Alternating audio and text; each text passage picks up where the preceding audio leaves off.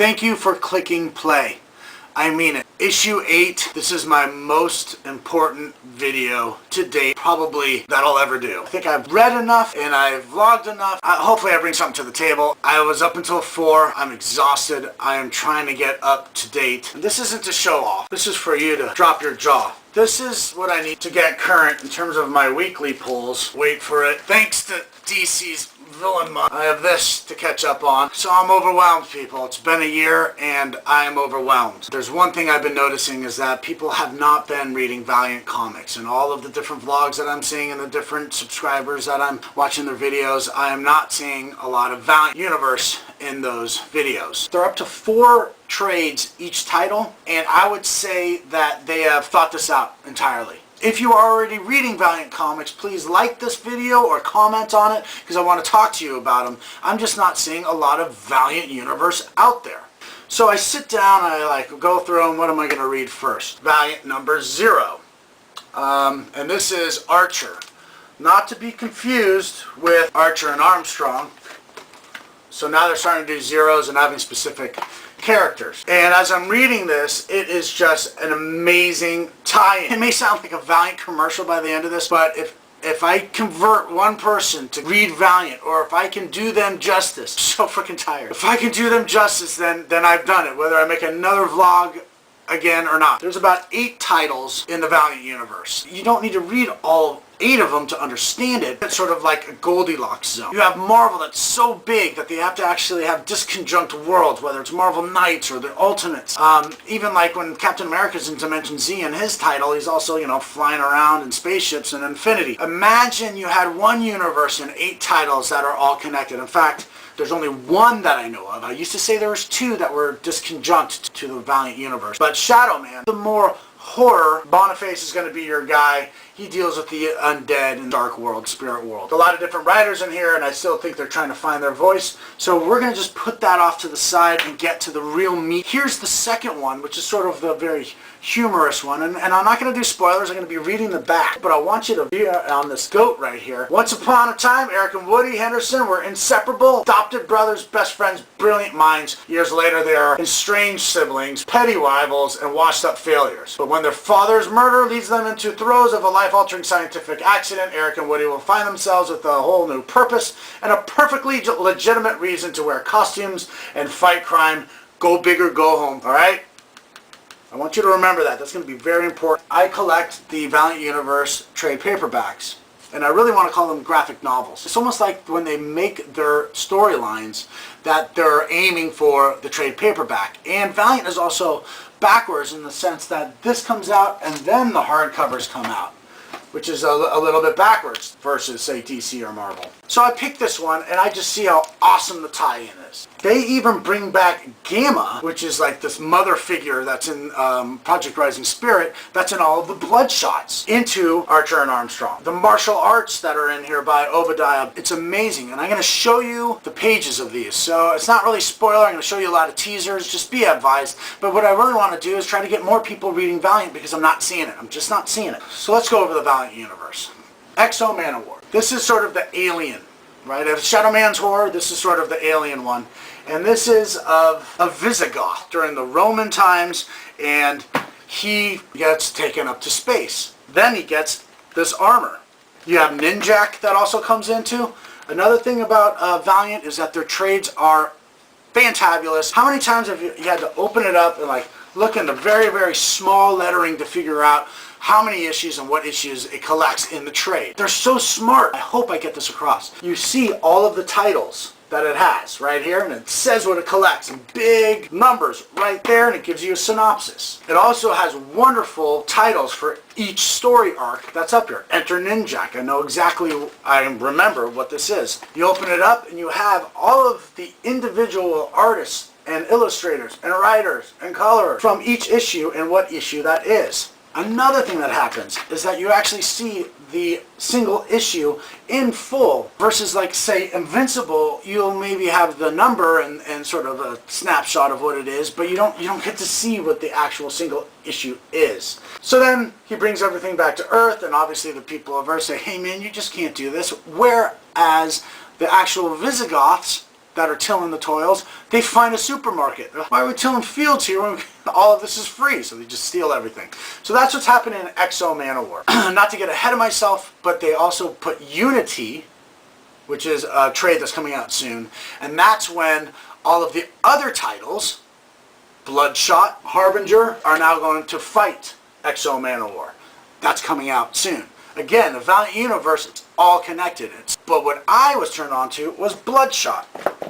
Now, Bloodshot is more of the gruesome combat. Watch how they sort of set the scene about nanites. This tells you all of what Bloodshot can do. Sort of sets the scene. Here are his powers, and this is what he can do. All right? Now, I said this is gruesome. You see this. I'm going to flash it up really quick. It's like the Punisher of Valiant, if you will. So Bloodshot works for Project Rising Spirit. And then he goes rogue. In Harbinger Wars, when they come together, you have this type of information that's explaining the different factions. Now you have the Harbinger Foundation. Now you have the Renegades, which is Peter Stanchek, and that's of Harbinger, Bloodshot, and the Generation Zero, which are the children psyops that Bloodshot frees. Notice how these are all connected. Then you have literally a map of what's happening. It's really good, people. I can't stress that enough. There's twists, and there's riddles, and there's Easter eggs throughout the entire thing, like they thought it all the way through. And then you have H.A.R.D and Armstrong. Let's start off with the very first one, which is the Michelangelo Code. And it's very much like Da Vinci Code. I mean, they're definitely playing off that, and there's 6 different pieces and a boon that sort of gave him immortal life. And there's 3 brothers that are antipodas from Sumeria. Remember, Visigoth is Manowar, Sumeria is H.A.R.D and Armstrong. Being a martial artist, I love this. You're going to see these definitions here and here and here. You have savate, which is the French boxing, right here with amazing kicks. Then you have capoeira. You see him do capoeira because his ability is to mimic, right? And then you have Krav Maga, that's the Israeli one, and it's actually, this is a Krav Maga move. Taekwondo. It doesn't say that it's made to take people off of horse, which is why Taekwondo was invented in Southern Korea. But then you see these kicks. So they've done their research. All of these titles have done their research, whether it's historical or whether it's informational. Here you have Flexor Digitorum Superficialis when he takes that particular muscle out, right? And then you have trigger finger down here. And I just wanted to show you this one. There's a certain set of monks, and that's a lucha libre. You know that? Lucha libre, the Mexican wrestling. So you have a monk doing like a wrestling move onto Archer there. Then you go into Wrath of the Eternal Warrior. You have brother rivalry in this. I'm going to read this back right here. No one is more dangerous or more experienced in the art of war than the undying Eternal Warrior. After thousands of years in the battlefield, he's a master of strategy and weaponry, an unrelenting force of natural capable of dismantling entire armies with little effort and less conscious. His brother, Armstrong, on the other hand, likes to read poetry and drink beer, but now after years apart, the Eternal Warrior has a new mission: destroy young Obadiah Archer, Armstrong's best buddy. How does that connect? So Eternal Warrior has more of a father-daughter thing going on. This is written by Greg Pak, and you better be careful because he's not as succinct and tied in, and he's using sort of different terminology like he's the sword. Well, he's really the fist and steel. That's some amazing art, is it not? It's almost like they're using parallax, like some things are blurred in the distance, or if there's a lot of motion, there's blurriness over here while this is crisp. That is the brother, Jalad, of Aram, who is Armstrong.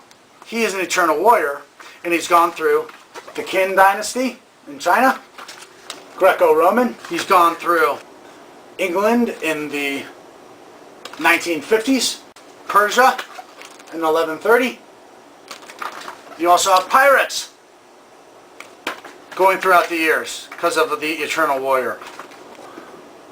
The 60s. The hippie days. I show you all those because at the very end, all of it comes together, and the entire time they're leaving these Easter eggs. I also want to show you this little Easter egg down here, which is a compass on a book. You can see that same logo right here, which is this. How great is that? And this is the old one. And remember, this is H.A.R.D and Armstrong. This really quickly, is when they tie in to Project Rising Spirit, which is Bloodshot. Again, you don't need to read all these titles, but all of a sudden there's this huge backstory that happens. And this is the secret sect and the 1%. So they're also bringing in the 1% that we know of today, 99% and the 1%. So they're putting that together. And this is all in just the trade number 2. The trade number 3, this is when they get pretty silly. He frees that person that was captured in time. And he goes, so, wait, and remember, this is the 3rd volume, so we're into number 13. You have or haven't destroyed Bloodshot yet. That's the entire other title. Of course the answer is, wait, what is Bloodshot? Is that like Pink Eye? This must be just before the goat then. The goat, alright, I want you to remember that. That's going to be very important. That's Quantum and Woody. Now all of a sudden Quantum Woody is connected. And then he goes, well, I would really like to get through the day without saying what again. It's slapstick that way, and there's humor involved there. But he's tying in, just that one page, he's tying in all the other titles in the Valiant universe. Harbinger is so fun that it has the kids that are learning their abilities. That's always fun, you know, whether it's Heroes by J.J. Abrams or what. You have the Harbinger, and then you have Bloodshot, and then you have the Harbinger Wars. You have Exo Manowar that's going into space and coming back to Earth, and now you're going to have Unity that has all 3 of those. And that one I just showed you in H.A.R.D and Armstrong is now putting together Quantum and Woody and Bloodshot. It's all connected. The Valiant universe, please give it a shot. This all stemmed from this. Now I got to read those stacks. I hope someone reads Valiant Universe after this. Thank you.